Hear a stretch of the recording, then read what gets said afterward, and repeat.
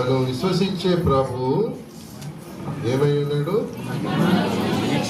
మనం విశ్వసించేటువంటి ప్రభు మనం రక్షకుడుగా, అలాగే కాపరిగా, అలాగే తీర్పరిగా, బోధకుడుగా, సైన్యాధిపతిగా, వైద్యుడుగా మనం ఎన్ని రకాలుగానో చెప్పుకుంటూ ఉంటాం. అలాగే పౌలు వాటితో పాటు ఇక్కడ ఇంకొక విషయాన్ని మనకు చెప్తున్నాడు. మనకు ఆయన మహిమ నిరీక్షణై ఉన్నాడు. యేసయ్య క్రీస్తు దేవుని జ్ఞానమై ఉన్నాడు, ఆయన దేవుని శక్తి అయి ఉన్నాడు అన్నాడు. అలాగూ దేవుని మర్మమై ఉన్నాడు అన్నాడు. అంతేకాకుండా ఇక్కడ చదివిన ఈ విషయంలో ఆయన మహిమ నిరీక్షణ అయి ఉన్నాడు. ఆయనే మహిమ, మళ్ళీ ఆయనే నిరీక్షణ, అది కలిపి అంటున్నాడు. ఆయనే మహిమ నిరీక్షణ అయి ఉన్నాడు అని. యేసయ్య మహిమ గలవాడు. యేసయ్య మనకు నిరీక్షణ అయి. చాలా మంది మనుషుల్ని బట్టి మనం నిరీక్షిస్తూ ఉంటాం. వారిని బట్టి వీరిని బట్టి మనకి ఏదైనా జరుగుతుందని. జరిగిన తర్వాత ఆ వ్యక్తిని మనం వదిలేస్తూ ఉంటాం కదా, అవసరం ఉండదు కాబట్టి. కానీ యేసయ్య అలగ్గా, యేసయ్య మనకు ఇంకెప్పటికీ ఈ లోకం తర్వాత అక్కర్లేదు అన్నాడు కాదు. పరలోకానికి వెళ్ళిపోయిన తర్వాత ఆయనే మనకి నిరీక్షణ. ఇక్కడ యేసయ్య వస్తాడని మనం నిరీక్షిస్తూ ఉంటాం కదా. రెండవ రాకడలో యేసయ్య వస్తాడని నిరీక్షిస్తూ ఉంటాం. ఆ యేసయ్య వచ్చిన తర్వాత ఇంకా అక్కర్లేదు, పరలోకి పోయినాక అక్కడ కూడా ఆయన మన నిరీక్షణే. అక్కడ కూడా పెళ్ళి ఒక మ్యాచ్ ఫిక్సింగ్ అయినటువంటి ఒక అమ్మాయి, ఆ అబ్బాయి తను పెళ్లి చేసుకుంటూ తీసుకెళ్ళిపోతాడని, ఎప్పుడు పెళ్ళి అవుతుందా, ఎప్పుడు ఆ అబ్బాయితో వెళ్తాను అనుకొని వెయిట్ చేస్తూ ఉంటుంది. వెయిట్ చేసిన తర్వాత ఆ రోజు మొదలైపోతుంది మాట ఆమెకి వెయిటింగ్. జీవితాంతం వెయిటింగే కదా అబ్బాయి కోసం. మా ఆయన ఇంకా రాలేదు ఏంటంటే, మా ఆయన ఇంకా రాలేదు ఏంటని మొదలెడుతూ ఉంటారు.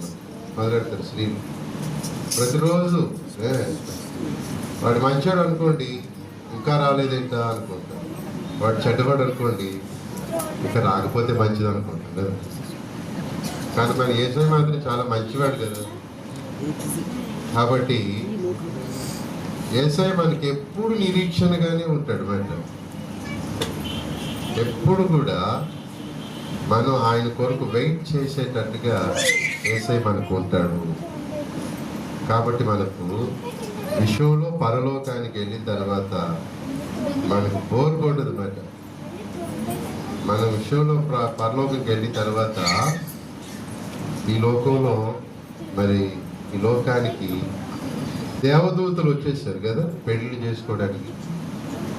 అక్కడ యేసయ్య ఉన్నాడా లేదా? ఉన్నాడు.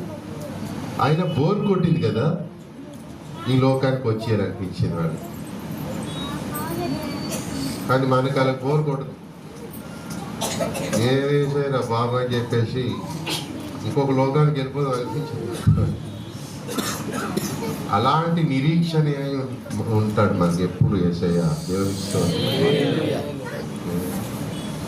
మళ్ళీ ఆ నిరీక్షణ కూడా ఎట్లాంటి నిరీక్షణ అన్నాడు? మహిమ నిరీక్షణ. మహిమ నిరీక్షణ అనగా ఈ లోకంలో కొంతమంది వ్యక్తులు ఒక ఆర్డినరీగా ఉంటారు అన్నమాట.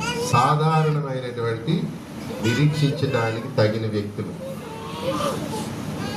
ఉదాహరణకి ఎక్కడికి షాపింగ్కి వెళ్ళాలనుకో, వాడు వస్తానన్నాడు అన్నాడు, వాడు రాలేదనుకో మనం వెళ్ళిపోలేమా? వెళ్ళిపోతాం. కానీ వాడు వస్తానన్నాడు, వాడు నాకు బట్టలు కొట్టాను అన్నాడు అంటే ఇప్పుడు ఇది అనుకుంటుంది. వాడు రాకపోయి పర్లేదు వెళ్ళిపోతాను అనగల. అలాగా మహిమ నిరీక్షణ అన్నప్పుడు అది సాధారణమైనటువంటి స్థితిగా శాశ్వతమైనటువంటి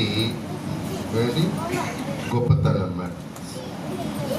ఎటర్నల్ గ్రేట్నెస్ మ్యాటర్, నిరంతరం ఉండే శాశ్వతమైన గొప్పతనాన్ని మహిమ అని అంటారు.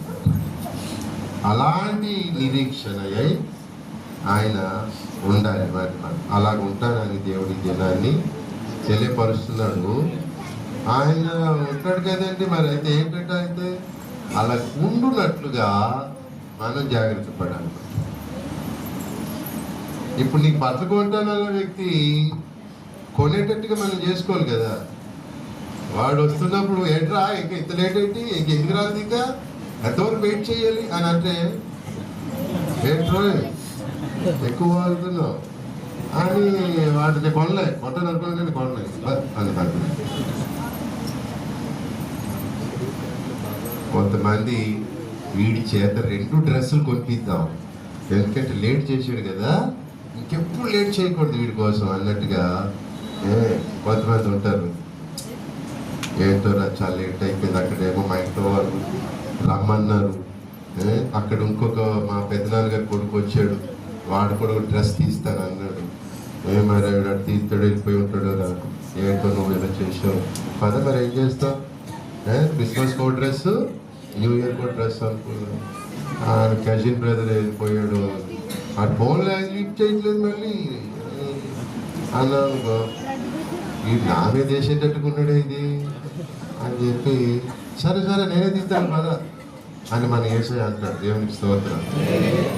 మనం ఎంత వెయిట్ చేస్తూ ఉంటే ఆయన ఏం చేస్తాడు, దేని కొరకైనా శిష్యరికం కొరకు కానీ, మరి దేవుడు వాగ్దానాలు స్వతంత్రించుకునే విషయంలో కానీ మనం ఎంత వెయిట్ చేస్తూ ఉంటే అంతగా దేవుడు బహుమానం ఆశీర్వాదం వెయిట్ చేసినప్పుడేమో ఇస్సాకు నుంచి కదా, బంధకములలో ఉండి నిరీక్షించు వారులారా మీకు 2 మేలు. దేవునికి స్తోత్రం. అదేంటి సార్ అంటే, నువ్వు బంధకంలో ఉన్నందుకోటి నిరీక్షించినందుకు ఇంకోటి 2 మేలు. నమ్ముతున్నారా? అయితే స్తోత్రం చెప్పకండి. ఓహో, చెప్పకండి చెప్తారా? అర్థమైందా? యేసయ్య దగ్గర మళ్ళీ ఏదైనా వెయిట్ చేసేటట్టు చూసుకుంటే ఆయన ఏమో 2 ఇస్తారు. యేసుని క్రైస్తవులు అందరూ నమ్మారు, అందరికీ ఆయన మహిమ నిరీక్షణయే. ఒక్క మాట చెప్పి ముగిస్తారు. అందరికీ ఆయన మహిమ నిరీక్షణయే ఉన్నాడు. కానీ ఆ పొందే మహిమలోనే తేడాలు ఉంటాయి మరి. అవునా? మనం నేర్చుకున్నాం కదా అయ్యగారు, పౌలుకి వెళ్ళి సాధారణ విశ్వాసకి మహిమలో తేడా ఉందా లేదా? ఆయన ఆయన సూర్యుల్లో ఉంటాడు, వీడేమో పెద్ద మీద గాజు ముక్కలోకి ఉంటాడు. ఇది మెరిసిపోతూ ఉంటుంది. సూర్యుడు మెరిసిన దానికి గాజు ముక్క మెరిసిన దానికి తేడా లేదా? ఈ గాజు ముక్క మెరుపులో మన పనులన్నీ చేసుకోగలం, బట్టలు చేసుకోగలం. ఎంత డిఫరెన్స్! అలాగా ఆ మహిమలో డిఫరెన్స్ ఉంటుంది. మనం ఆ మహిమకు పోవాలని మనం ఈ మినిస్ట్రీలోకి వచ్చేసాం. ఆ మహిమలోకి పోవాలని అవుట్ రీచ్ మినిస్ట్రీని మనం చేపట్టాం. ఆ మహిమలోకి పోవాలని మీరు ఇక్కడ నాతో ఇబ్బంది అయినా కూడా ఇక్కడ ఉంటున్నారు. దేవునికి స్తోత్రం. మీకు తర్వాత తెలుస్తుంది మాట. ఇప్పుడు అప్పుడు ఉండడం మంచిదైందిరా బాబు, ఇప్పుడు ఎలాగైంది, లేకపోతే ఏమైపోదు కట్టి పడేసాడు కదా. అది నేను అనేది యేసయ్య మనకు మహిమ నిరీక్షణ కావాలి అనుకుంటే ఏమిటి, అన్నిటిలో మనం నిరీక్షిస్తూ ఉండాలి. శిష్యరికం దగ్గర నిరీక్షించాలి, చదువు నేర్చుకోవడం కోసం. వాగ్దానం అంత వెంటనే ఒకసారి నెరవేరవు కదా. అబ్రహాం గంట 10 సంవత్సరాలు పెట్టేసి, ఏం అబ్రహాం అండి, మేము 70 సంవత్సరాలు వెయిట్ చేసామంటారు ఎవరు? ఇశ్రాయేల్ ప్రజలు బబులోను దేశం. ఓ అబ్రహాం అబ్రహాం అని ఎత్తేస్తున్నారు. 70 సంవత్సరాలండి. పాతికి మళ్ళీ ఇంకొక 5 అయితే 3 పాతికలు ఇక్కడ ఉన్నాయి అని వాళ్ళు అంటున్నారు. మనం ఏమనగలుగుతాం? 70 సంవత్సరాలు వెయిట్ చేసి ఏం చేశారు తెలిసిన? ఆ మాట చదివి ముగిద్దాం. చూడండి దయచేసి యోవేలు గ్రంథం, హగ్గై గ్రంథం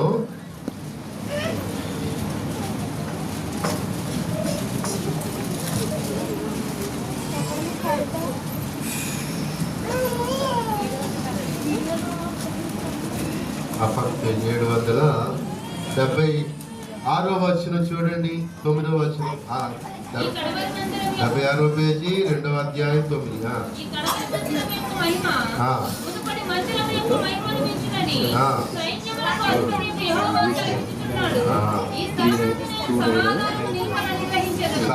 దేవునికి స్తోత్రం చెప్పండి. చెరలో ఒక్క మాట గ్రహించాలి అందరూ. మీ పర్సనల్గా కూడా ఇది మీరు స్వతంత్రించుకోవాలి. నేను దీన్ని ఈ ఇయర్లో ఇలా జరగాలని నేను పట్టుకలిగి ఉన్నాను. 25 ఇయర్లో ఉన్న మహిమ కంటే ఈ 2026లో మన సంఘం యొక్క మహిమ మించి తీరుతుంది. ఆ డెడికేషన్ నాకు ఉందన్నమాట. 70 సంవత్సరాలు వాళ్ళు చెరలో ఉండి వెయిట్ చేసిన తర్వాత పారసీకుల రాజు కోరేష్ ఆజ్ఞ మేరకు ఇశ్రాయేల్ దేశం వచ్చారు. ఇశ్రాయేల్ దేశం వచ్చినప్పుడు 70 సంవత్సరాలు చెత్త ఉంది అక్కడ. చూసి భయపడ్డారు. దేవుడు వాగ్దానం చేశాడు. చెత్త గిత్త అంత ఊడ్ చేసి గోడలు కట్టడం, బిల్డింగ్ కట్టడం మొదలెట్టారు. ఆ టైంలో దేవుడు వాక్ ఇచ్చాడు. దేవోక్తి వచ్చింది మాట. మునుపటి మందిరం, సొలొమోను మందిరం కట్టిన మందిరం కంటే ఈ కడవరి మందిరం, ఇప్పుడు కడుతున్న మందిరం మించిపోద్ది మహిమలో. పోలేరు. 70 సంవత్సరాలు వెయిట్ చేసిన మనకేం దక్కింది? మహిమ మించిపోయింది కదా. ఓ 2 మహిమ. బంధకములలో ఉండి నిరీక్షించేవారులారా మీ కోటను మరలా ప్రవేశించండి, 2 వేలనండి. నేను దీన్ని నమ్ముతున్నాను అనమాట. 2026లో మన సంఘ మహిమ ఎంత మించుతుందో మీరే చూస్తే మీరే సాక్ష్యాలు చెప్తారు. వాగ్దానం ఉంది కదా స్వతంత్రించుకోవడం. దాని కొరకు ఏం చేయాలి? నేను అన్నది చెప్పాను. ప్రార్థన అన్నారు కదండి ఇందాకలా. ఇప్పుడు నా నిరీక్షణ వెయిట్ చేయడం మ్యాటర్. ఇంకా ముగించటం లేదంటే బాబాయ్ 12 అవగానే డోర్లు తీసుకెళ్ళిపోయారు అనుకోండి. ఈ వాగ్దాన సందేశం మీకు వింటారా? వెయిటింగ్ చేయడంలోని, నిరీక్షించడంలో ఎంత ప్రభావం ఉన్నదంటే, అలా మన బ్రతుకులో అన్నిటిలో వెయిట్ చేస్తూ ఉండాలి. సమస్యలు వచ్చాయని, పరిస్థితులు తారుమారయ్యాయని, అదని ఇదని కానీ మనం తొందర పడిపోతూ ఉంటే మనకు అంతకంతకు పొందాల్సిన మహిమను మళ్ళీ ఇక్కడే పొందలేము. పరలోకం తర్వాత సంగతి, ఇక్కడే పొందలేము. దావీదు తరమబడుతూ ఉన్నప్పుడు వెయిట్ చేసేయడం లేదు, సహించడం లేదా? ఆ తర్వాత అంతకంతకు వరదిల్లి ఆధిపత్యం పొందడం లేదా? పొందాడు.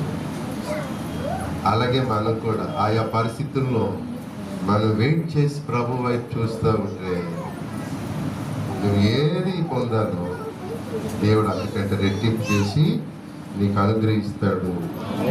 ఇదే మనకు వాగ్దాన సందేశం. ఇదేనా మీరు జ్ఞాపకం పెట్టుకోండి, మననం చేయండి, ప్రార్థన చేయండి. ఈ సంవత్సరం అలాగే 25 ఇందాక సాక్ష్యాలు ఏమి లేవులేండి అనేసాడు. నేను అలాగే 26 డిసెంబర్లో 31వ తారీఖుని ఏమి లేవు నేనే అనలేను, నేనే చెప్పాను. ఏముంటాయి రండి అనేసి నేను అన్న కూడా లేవండి ఉన్నాయండి అని అందరూ చేతులు ఎత్తుతారు. నమ్మితే దేవుని మహిమని చూపిస్తారు. ఆమె దేవుడు మిమ్మల్ని ఆశీర్వదించును గాక.